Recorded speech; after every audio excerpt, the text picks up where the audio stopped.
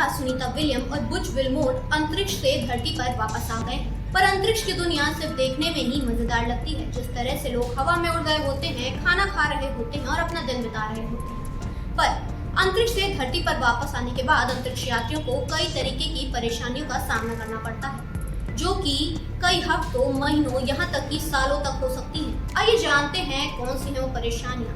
अंतरिक्ष में गुरुत्वाकर्षण नहीं होता है, इसलिए अंतरिक्ष के यात्री हवा में उड़ते हुए दिखाई देते हैं।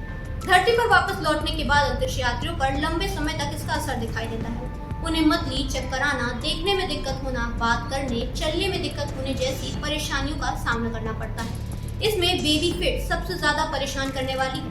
अंतरिक्ष और धरती पर गुरुत्वाकर्षण अलग अलग है। अंतरिक्ष यात्रियों के तलवों की त्वचा का मोटा हिस्सा निकल जाता है।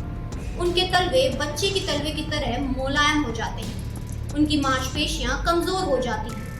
इसलिए आपने देखा होगा कि जब भी अंतरिक्ष यात्रियों को अंतरिक्ष से धरती पर लाया जाता है, तब उन्हें गोद में उठाकर स्ट्रेचर या फिर व्हील चेयर से बाहर ले जाया जाता है। Gravity sickness.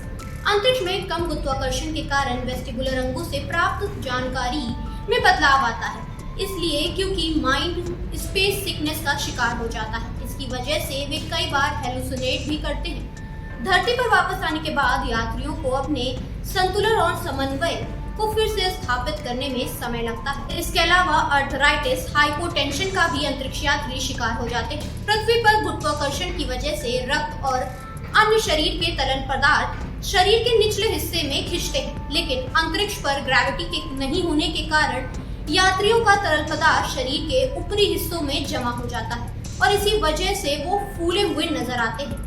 इस समस्या से निपटने के लिए भी अंतरिक्ष यात्रियों को समय लगता है और स्पेस स्टेशन में अंतरिक्ष यात्रियों को विशेष तरीके का व्यायाम करने की जरूरत होती है। इसके अलावा नींद की समस्या, पाचन तंत्र में परेशानी, मानसिक स्वास्थ्य में भी काफी प्रभाव पड़ता है।